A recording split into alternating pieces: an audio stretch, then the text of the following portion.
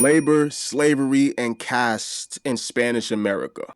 Let's get into it. Hey, and welcome back to Heimlich's History. So, we've been going through Unit 1 of the AP US History curriculum, and in the last video we dealt with the Columbian Exchange, and in this video we're going to consider the labor systems and the societal restructuring that the Spanish imposed upon the Americas. So get them brain cows ready, because they about to get milked. Let's get to it. So in the last video on the Columbian Exchange, I only mentioned briefly the exchange of people that occurred, most notably enslaved Africans. Well, here's where we really get into it. So when Europeans got involved in the African slave trade, the system of bondage changed significantly, and as you Yeah. I'm sure he's gonna elaborate and gonna explain in detail, but this is one of the stupid rhetorics that I despise with a burning passion, because one of the rebuttals a lot of people will say against slavery is that, well, Africans were already enslaving people in Africa. Okay, first off, you ignorant fuck. The system of slavery that was implemented in Africa was completely different from the system of chattel slavery that the Europeans utilized, okay, on African slaves throughout the Americas and the Caribbean. Completely two different things.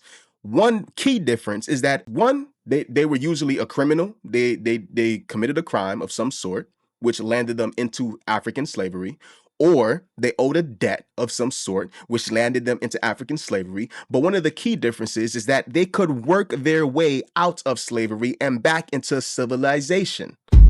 You understand?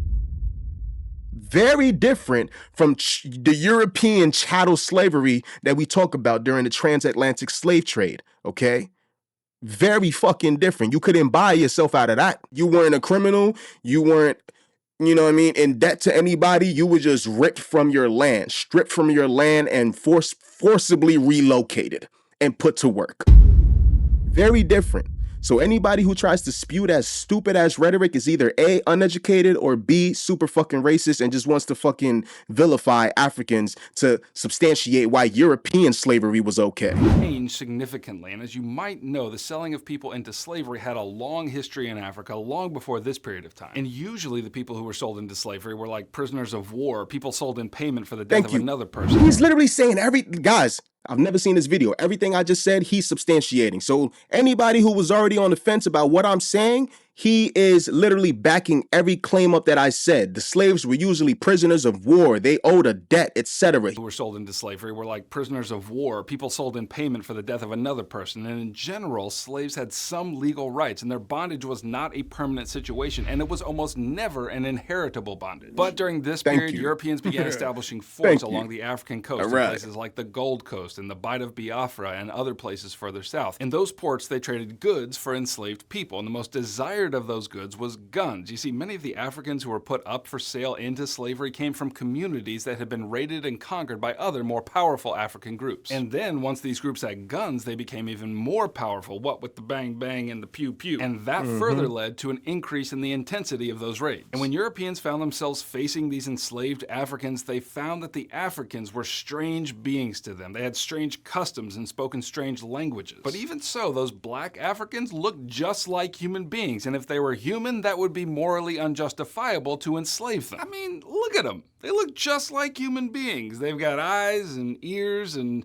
a nose and elbows. Are we sure they're not human beings? Well, whether they were sure or not, the European purchasers of these enslaved people adopted thought systems that proved the inferiority of the black people and helped them justify. Yeah, they found every reason under the sun to justify enslaving these Africans. You know what I mean?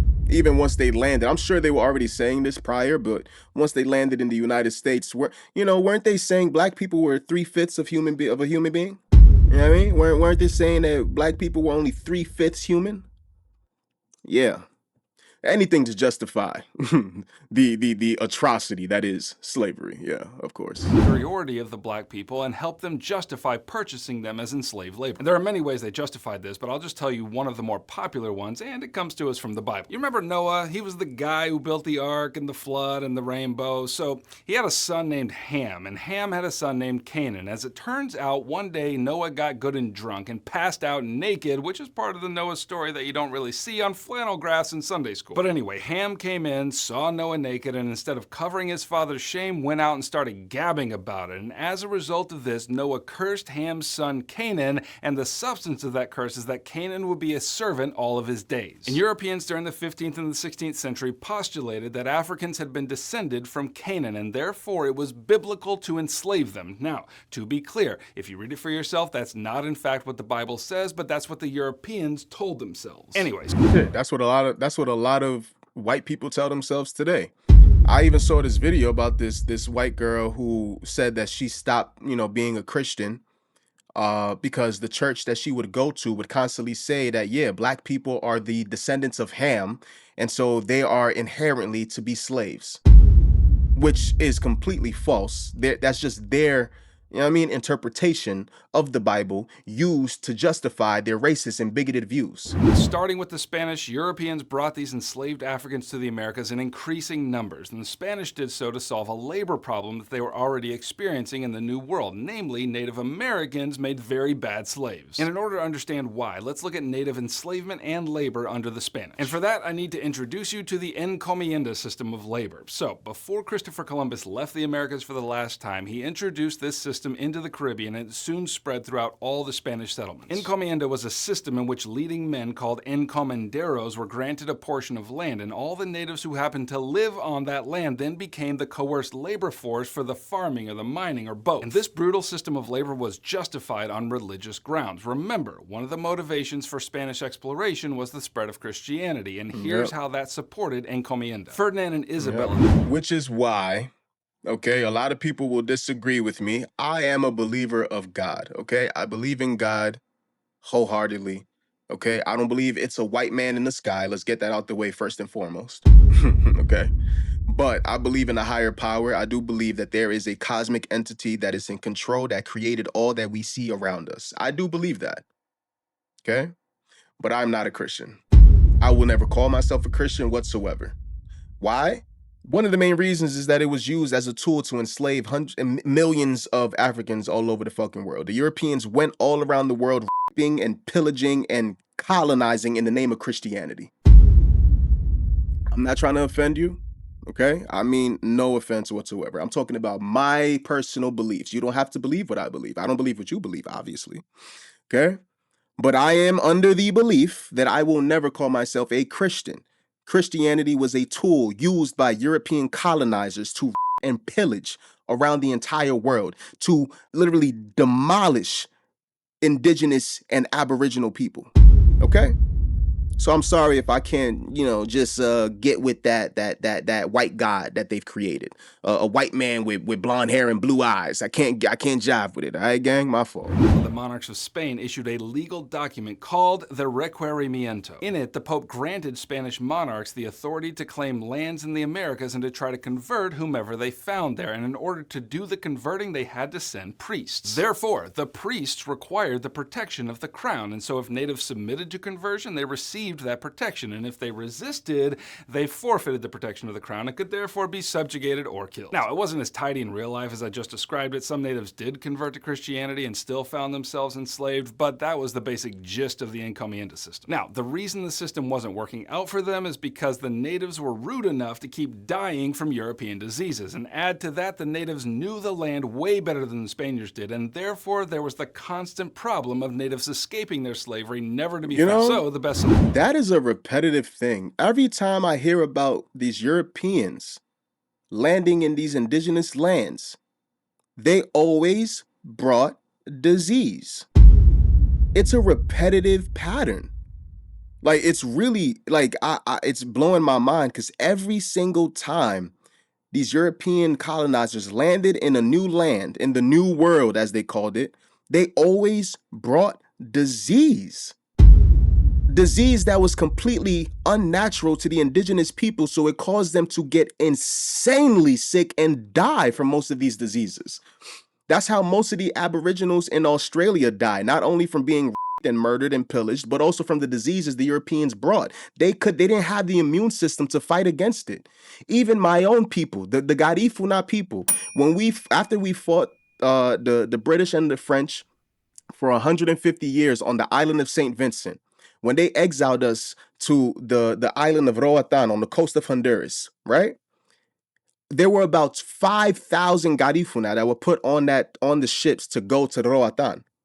Only half of them made it. Only about 2,500 of the Garifuna people made it to Roatan because the rest died from disease. It's a repetitive pattern. Wherever the Europeans went, disease and murder followed. The solution for them was the importation of African people to replace the natives. And from the Spanish perspective, this worked because the Africans had better immunity than Native Americans, and they knew the land less than the Spaniards did. Now, despite the difficulty of discovering just which coercive labor system would work best for them, by the late 16th century, Spain had completely transformed the Americas, and their presence in the Americas completely transformed the homeland too. All the wealth coming into Spain from the Americas transformed the Spanish economy. And even so, it really only enriched the nobles, because with the influx of especially silver, prices rose and contributed to the impoverishment of the peasantry. Okay, back to the Americas. Okay, so at this point we have three distinct groups, generally speaking, in the Spanish-controlled Americas. We've got the Spanish themselves, Africans, and Native Americans. And with this, the Spanish imposed a completely new social order, a kind of caste system in the Americas. Okay. Now, the reason why this I was wondering how to say it this whole entire time, so I've been saying it right. Caste system. Let's get into it. was established is because the Spanish government needed a way to impose taxes in an orderly way. And since those at the bottom of the order were always taxed more in Spanish society,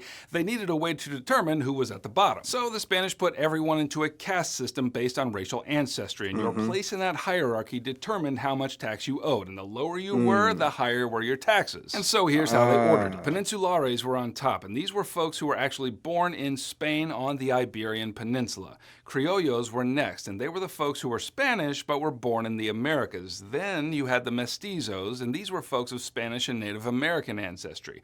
Next down were the mulattoes, which were folks of Spanish and African ancestry. Next down you had the Africans, and last of all you had the Native Americans themselves. And this system is important because it shaped and influenced colonial societies throughout the Western Hemisphere. And we're going to talk more about that in Unit 2, so let's leave it there. I didn't know this. This is new information to me. So this was the pecking order, essentially. This was the order right here. It went from top to bottom. So of course, the Spaniards, the Europeans, of course, they're at the very tippy top. Of course. Why am I not surprised? Yeah. Superiority complex much? Yeah. So yeah, guys, I ain't gonna lie. He validated a lot of the information that I already knew, that I was already privy to. So thank you for that, guy. But also, I learned some new things that I was not aware of whatsoever, like this pecking order as far as, so at the bottom, they were taxed the most. So the Native Americans were taxed at the highest rate, then the Africans, then the mulattoes, then the mestizos, then however you pronounce these, I don't know how to say it, but the Spaniards, essentially. Spaniards that were originally from Spain, right here. And then Spaniards that were born in the New World, essentially, right here. That is interesting. Okay.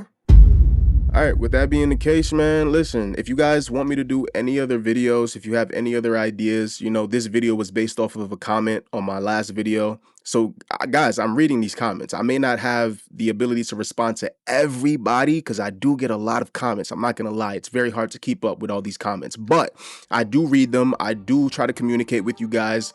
I'm more than happy to, react and review a video that you're suggesting. So please let me know. Okay. Down there in the video, let me know. Comment below. Hey, check out XYZ. Check out this, that, and the third. And I'm going to do it. All right. I will do it. Just let me know and I'll get it done. Okay. On that note, I'll see you guys on the next one. Peace.